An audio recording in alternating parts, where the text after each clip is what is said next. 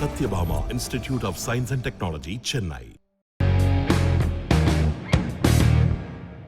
Hello friends, जागरणजोश.com के इस वीडियो में आप सभी का स्वागत है। मैं हूं सैयद सोबान। आज के इस वीडियो में हम जानेंगे कि आज के करंट अफेयर से क्या कुछ सवाल बनाए जा सकते हैं, उनके सही जवाब क्या होंगे और साथ ही साथ उनसे रिलेटेड कुछ की फैक्ट्स के बारे में भी बात करेंगे। साथ ही साथ इस वीडियो के एंड में आपको एक सवाल देंगे जिसका जवाब आपको हमें कमेंट बॉक्स में लिख कर देना होगा। तो चलिए शुरू करते हैं पहले सवाल के साथ। आंध्र प्रदेश सरकार ने कोरोना की वजह से अनाथ बच्चों को कितने लाख रुपए देने की घोषणा करी है?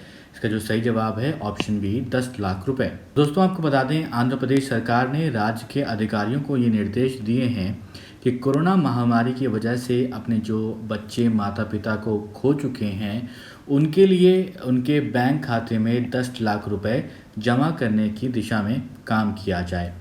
प्रत्येक अनाथ बच्चे के लिए 10 लाख रुपए की जो फिक्स डिपॉजिट होता है उसको करने का निर्णय लिया गया है। ये राशि तब तक जो है सावधि जमा यानी कि फिक्स डिपॉजिट के तहत रहेगी जब तक कि बच्चा 25 साल का नहीं हो जाता। साथ ही उन्होंने अधिकारियों को सर्वोत्तम ब्याज राशि प्रदान करने वाली योजना पर काम करने के लिए भी कहा है, जो राशि बच्चे या फिर अभिभावक को हर महीने मिल सकता है। बढ़ते हैं अगले सवाल पर।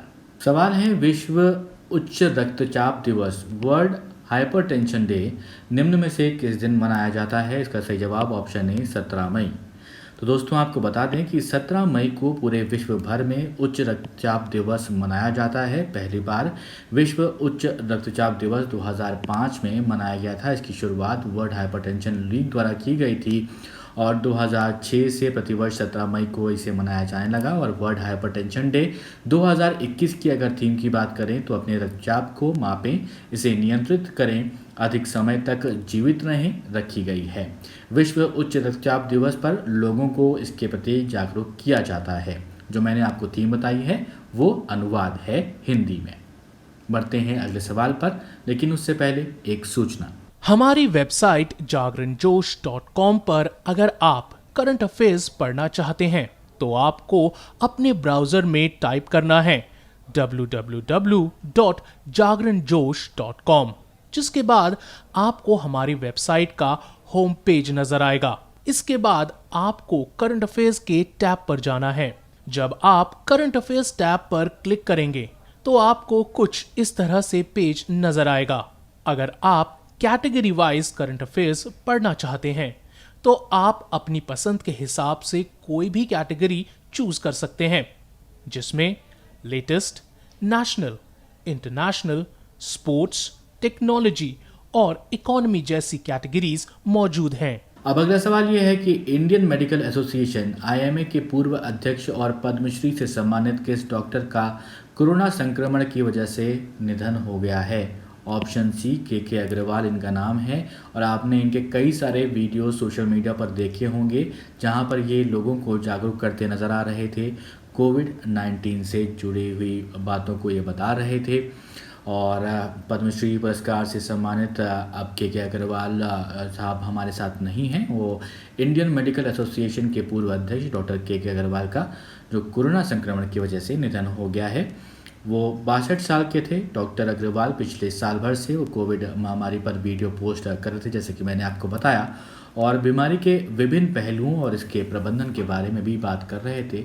और उन्हें 2005 में डॉक्टर BC रॉय पुरस्कार और 2010 में पद्मश्री से सम्मानित किया गया था। बढ़ते हैं अगले सवाल की तरफ। अंतर्राष्ट्रीय प्रकाश दिवस यानी इंटरनेशनल डे ऑफ लाइट निम्न में से किस दिन मनाया जाता है? इसका सही जवाब है ऑप्शन डी 16 मई। दोस्तों आपको बता दें कि 16 मई को यूनेस्को और कई अन्य अंतर्राष्ट्रीय संगठनों के द्वारा अंतर्राष्ट्रीय प्रकाश दिवस, जिसे कहते हैं इंटरनेशनल डे ऑफ लाइट, उसे मनाया जाता है। ये दिन विज्ञान, कला, संस्कृति, शिक्षा और सतत विकास में प्रकाश की भूमिका का जश्न मनाता है। साल 1960 में प्रसिद्ध भौतिक शास्त्री और इंजीनियर थियोडोर मैमन द्वारा लेज़र के पहले सफल संचालन की जो वर्षगांठ के उपलक्ष्य में जो है इसे मनाया जाता है। 16 मई को ये दिवस मनाया जाता है, जिसे कहते हैं इंटरनेशनल डे ऑफ लाइट। बढ़ते हैं अब अगले सवाल की तरफ।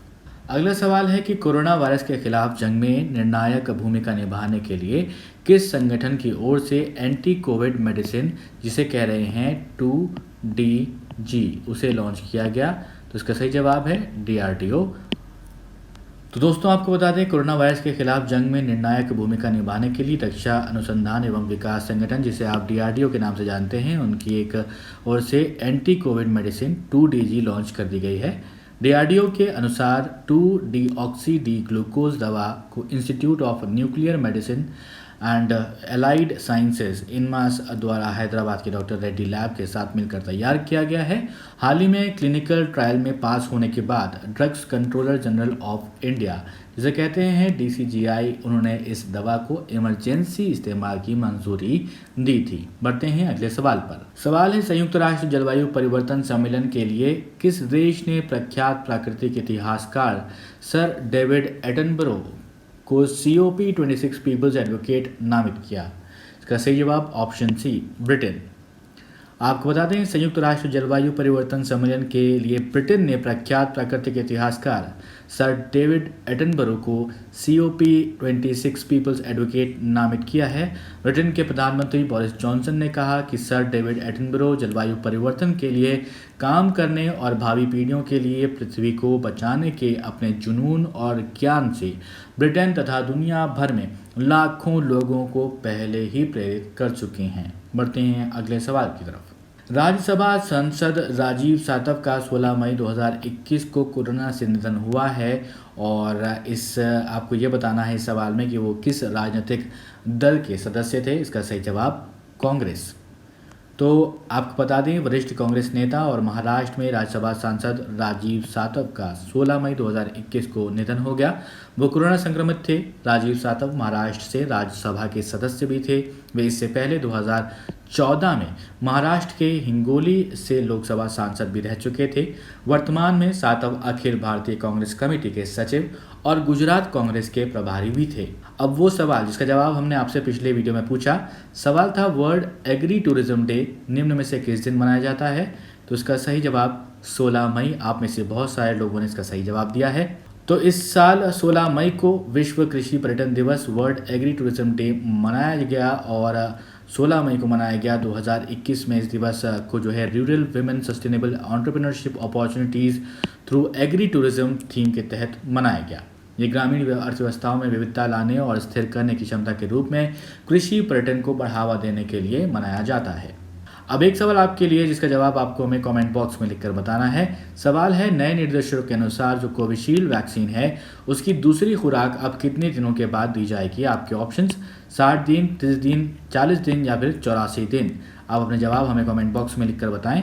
ये वीडियो पसंद आया हो तो इस वीडियो को लाइक करें, इस वीडियो को शेयर करें और अभी तक सब्सक्राइब नहीं किया हो हमारे चैनल को तो सब्सक्राइब करें और देखते रहें जागरणजोश.com।